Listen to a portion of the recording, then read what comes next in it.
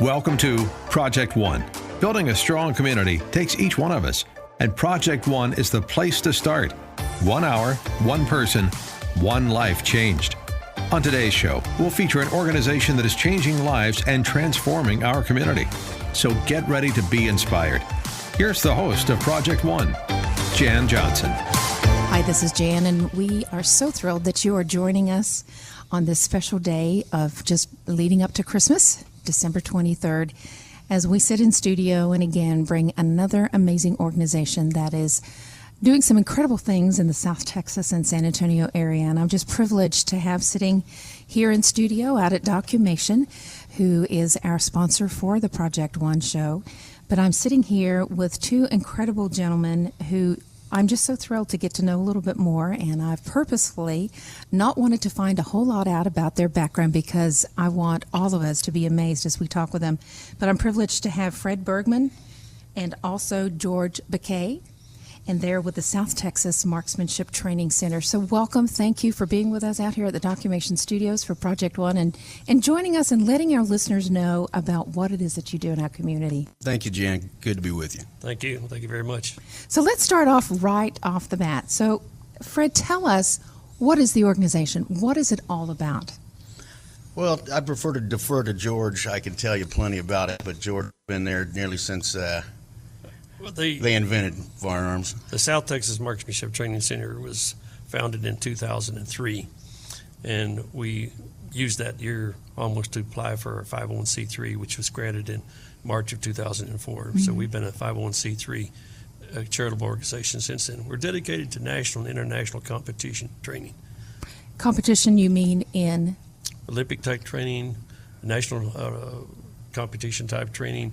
With firearms? With firearms, yes. Incredible. We pretty much service, there are two primary organizations that do the national competition. That's the Civilian Marksmanship Program, which is an agency of the U.S. government, and also the International Rifle Association, which pretty much everybody knows about. Yeah, the NRA. But they are the agencies that conduct the national matches every year.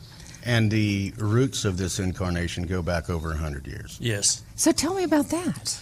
Well, it started off way back in the 20s as the San Antonio Big Bore Rifle Club, and later on it became the San Antonio Rifle and Pistol Club.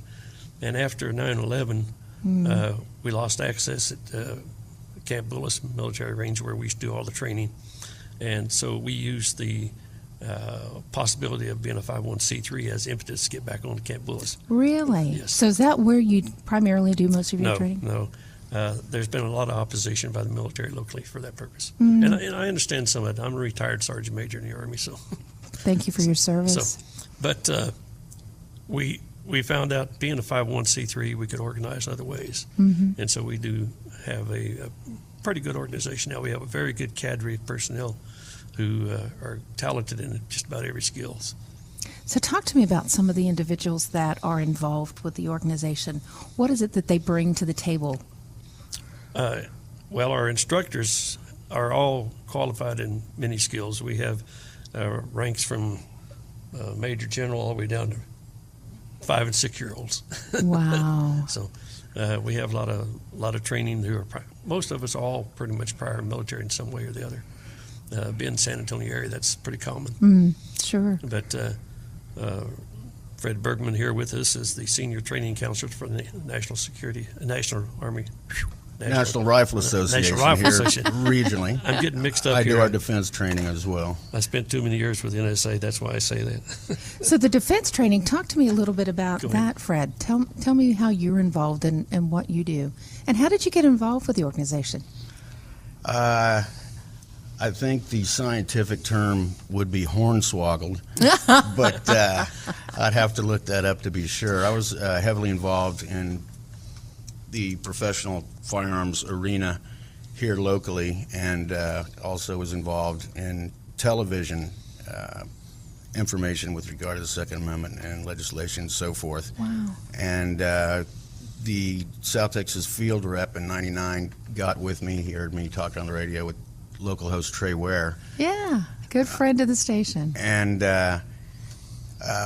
asked me if they could use our facility for a meeting to establish a local chapter of Friends of National Rifle Association. That's the fundraising, I'd say, division of NRA Foundation, and wound up being the co-chair. And I did that for 5 years till I was just wore out. But I have a background in defense shooting and have developed it over the years in the military. I repaired surface air missile and associated radar systems, but there was some shooting involved, and I have elaborated on that with all types of formal defensive shooting over the years, and just inherited here with this organization. Talk to me a little bit, George, about your involvement, seeing you've been there from the very get-go. Tell us about your background. My background is I entered the military back in the 50s, and around 1960 I was picked up by the Army Security Agency, which is a cryptologic organization, part of National Security Agency.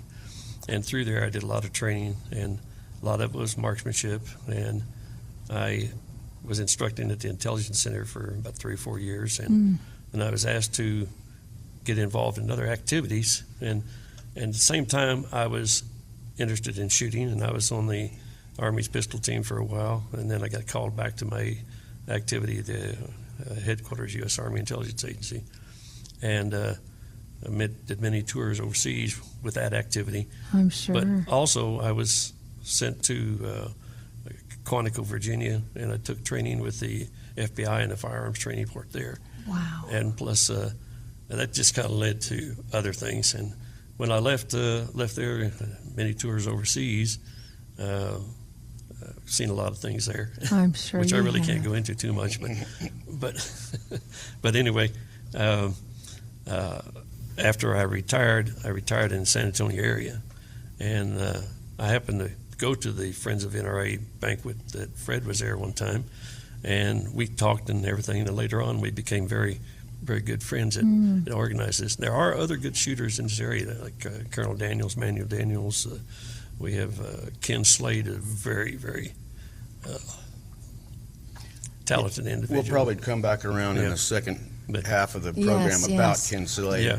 We've got J.J. Conway. We've got numerous world, state, and that have US competed champions. Professionally in marksmanship. Oh, yes. Amateur, primarily, when not in the military. Right. Yeah. The Ken Slade, he was one who's in the military, really very, very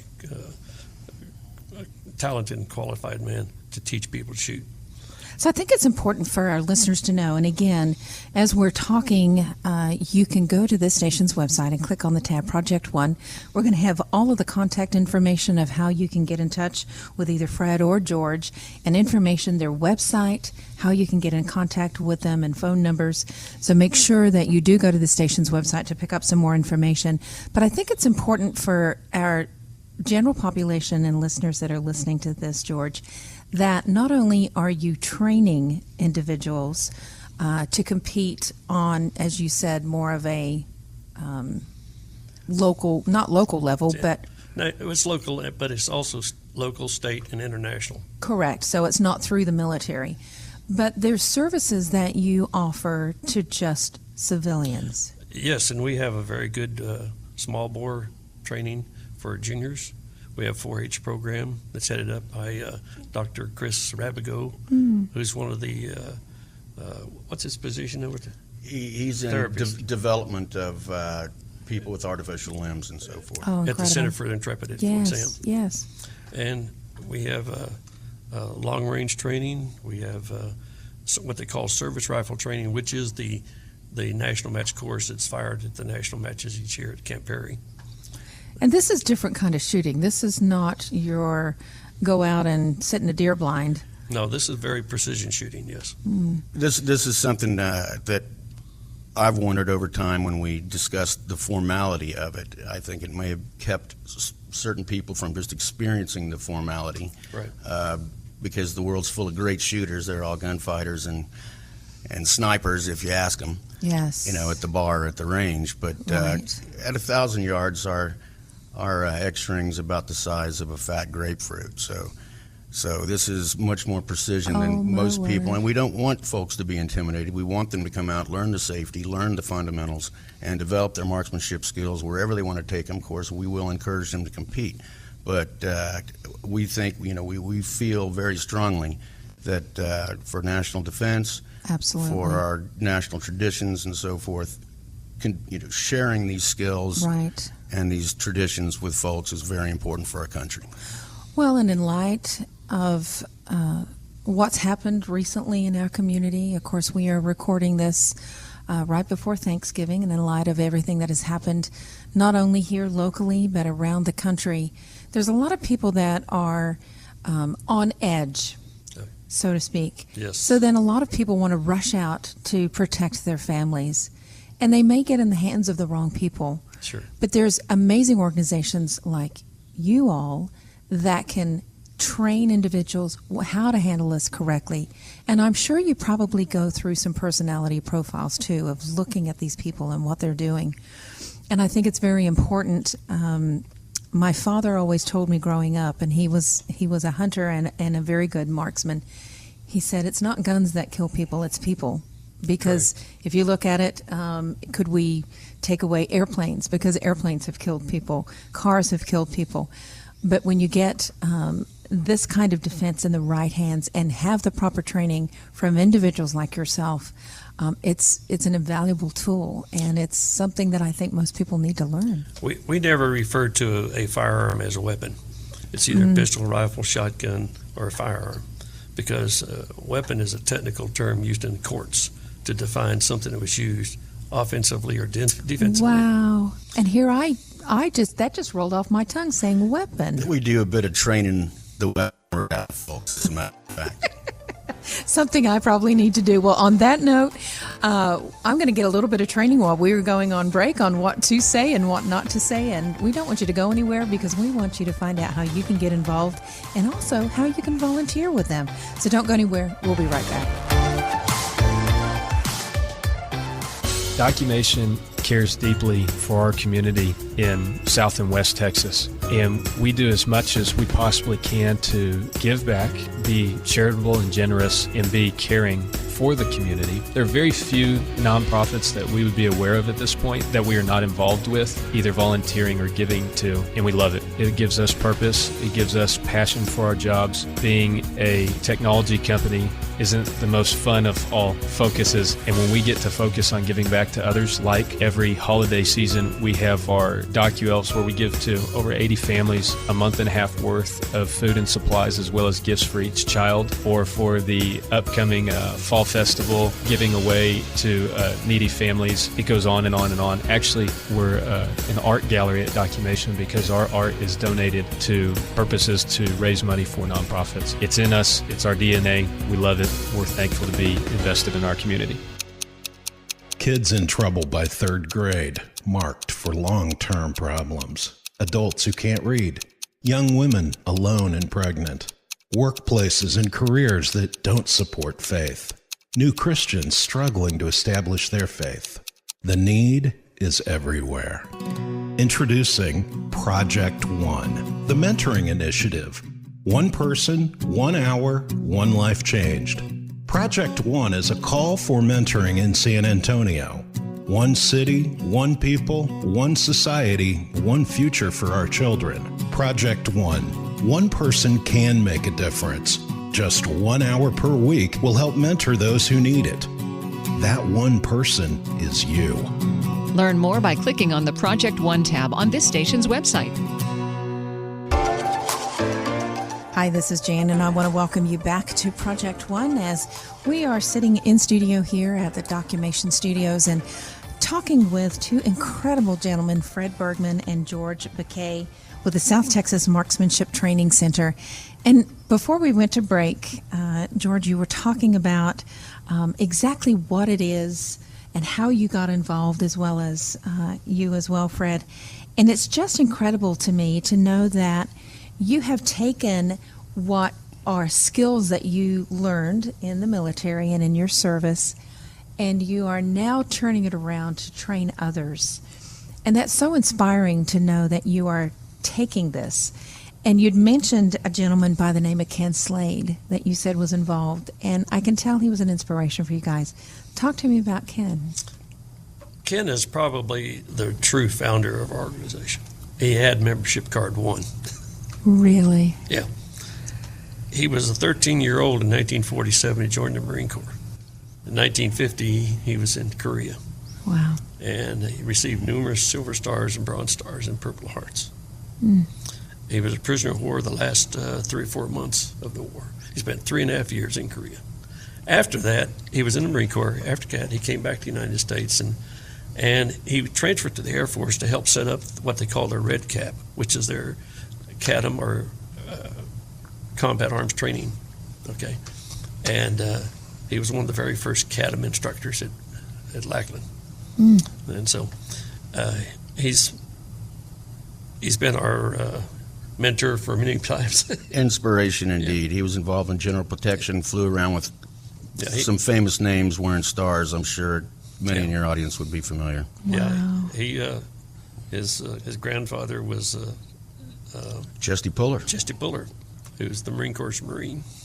Really? Excuse me, not grandfather, godfather. Godfather. Yes, and he was Curtis LeMay's personal bodyguard, General Curtis LeMay. Incredible. Incredible. But anyway.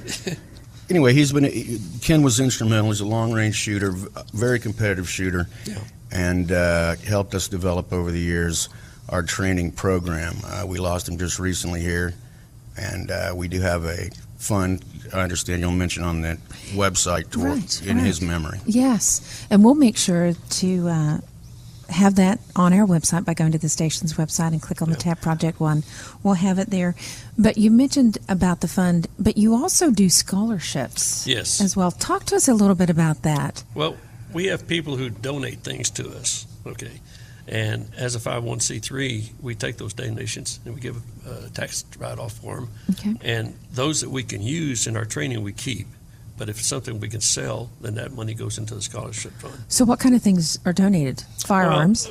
Firearms, shooting jackets, shooting mats, scopes, Wow. But anything someone would like to, anything of value, if we can liquidate it and put it to good use, we'll do so. And again, there are the scholarship funds. What is it? One semester per year? 2 semesters? We do 1 per semester right now. And what kind of scholarships would those be, and how would people find out about that? Right now, it's $500. Okay, that's terrific. One of our criteria is we want to service the South Texas area, and we give scholarships to individuals who have shot with us in the marksmanship and want to continue doing that while they're in college. Compete at college levels. Do they have that in college levels? Oh, yeah. Really? Mm-hmm. Yeah. That's incredible. Yeah, quite a few colleges have a marksmanship. Texas A&M has a good one. Yeah. And so if they want to continue in the marksmanship field, then they can apply for George, the scholarship. didn't Lorraine receive the scholarship? Yes, we have Lorraine. She's 2-time state 1,000-yard junior FTR champion. Lorraine Aguiliano. And she's how old? She's just now 18. Wow, incredible. She was when she's 15. We have a very good shooter in the name of Annalise Del Toro, and very good long-range shooter. Girls are good. Oh, yeah. Girls are good.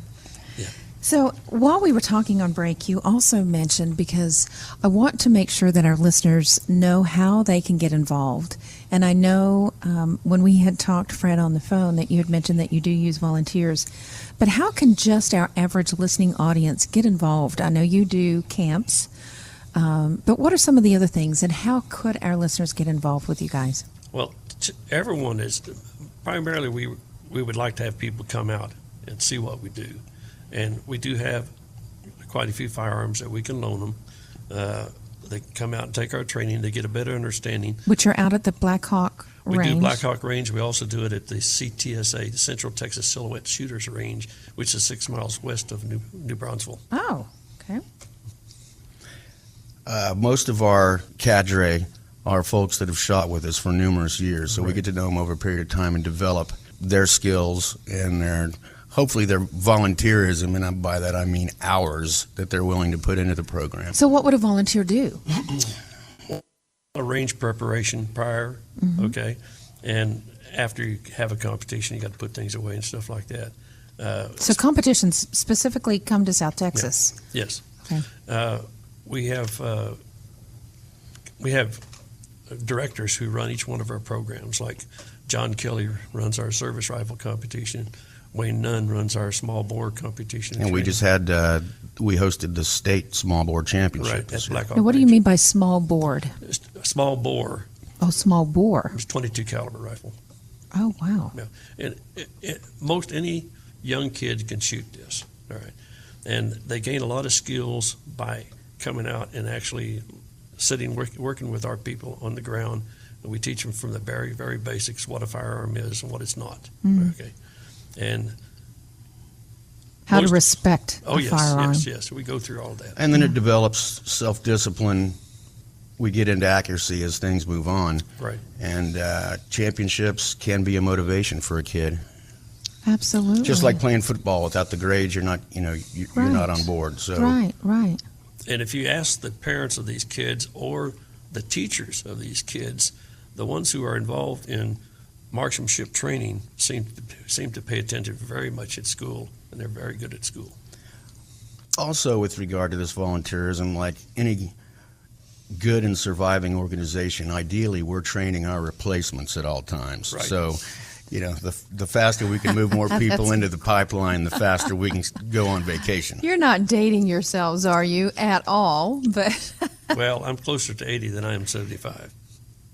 well, I wish this was television, because I'm telling you, George, you do not look like you're closer to 80 than 70. He straps on the kit and AR, and he runs around out there shooting around barricades too. I'll tell you what, if I ever needed someone to protect me, I think I know who I would be calling. Well, I would just strongly encourage our listeners, as you've been hearing both Fred and George talk, that there is an organization, the South Texas Marksmanship Training Center, where I would encourage maybe fathers and sons or fathers and daughters, even join together as a family and go out and visit with them. Meet these incredible men who not only have a passion for this, but also have a passion for doing it right, and training up kids and individuals to learn to have to take a firearm and do some good things with it. Learn to go and to compete. I know there's a lot of times when you get busy in your work life and you get involved in different things, but to do something where you can feel good about yourself and help others, that's an incredible opportunity. I'd like to add, we are the only organization, the only charity dedicated exclusively to firearms training in the state of Texas, and we're one of 3 or 4 in the country. Is that right, George? Right. There's just nowhere to find. Of all the good shooters and all the military coming out in the San Antonio area, we're the only one in the state of Texas that do it. As far as I know, we're the only Wow. 501c3 in the state of Texas dedicated to national and international competition. And That's we're incredible. modeled after the U.S. And- Olympic Training Center in terms of the It is charter. just the and- level of what you train them and the level of those that are Well, there teaching are them. good organizations. The Texas State Rifle Association is a very good organization also, and they're the state organization, but they're not 501c3. So if someone wanted to, you had mentioned at one point to me, Fred, that about membership. So individuals could become members. So if there's individuals who are maybe retiring or are still active duty and want to get involved, they can help, they can share their talents, they can become members and get involved. How would that work? Well, they get with us. Again, the website will be available through you folks. But I want to emphasize, we don't need retired military to do it. If they've got some shooting skills or would like to develop them, we will turn them into mentors over a period of time. So anyone is willing to come out and get involved for their own reasons, and if they find themselves with time or would like to do more, we can develop that out. So we don't just need career professionals doing this. Anybody who's a law-abiding citizen who would like to come out and be involved, we encourage them to do so. That's incredible to know. Well, as we wrap up, we've only got just about a minute and a half left. Just give us a word of encouragement about safety, George. Well, safety is the most important thing, and this is the big thing we teach in the defensive tactical course, is that it's oriented towards the civilian or law enforcement or military, and we teach those people how to handle firearms, how to store the thing in the house, how to carry it safely in your car and things like that. Basically, the requirements that you would find under the concealed handgun license in the state of Texas, which I'm a certified instructor also. By. And so you offer those services as well.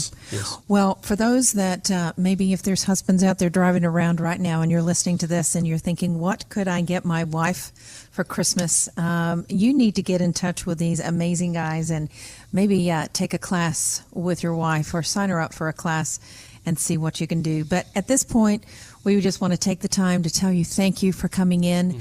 Make sure you go to the station's website, find out all the information, because this is an incredible organization that my family personally, we're going to come out there. We're going to get involved with you guys because you're doing it right and you're doing it with integrity. And I thank you for that. And thank you for taking the time to being here. And I want to wish you both Merry Christmas. Thanksgiving and Merry Christmas to you and your audience. It's been a treat being here with you. Thank you, Fred. I'll be married 58 years. Happy anniversary. You're a good man. Thank you so much. And we're so glad that you spent today with us, and we'll see you next week. Have a great Christmas. Right.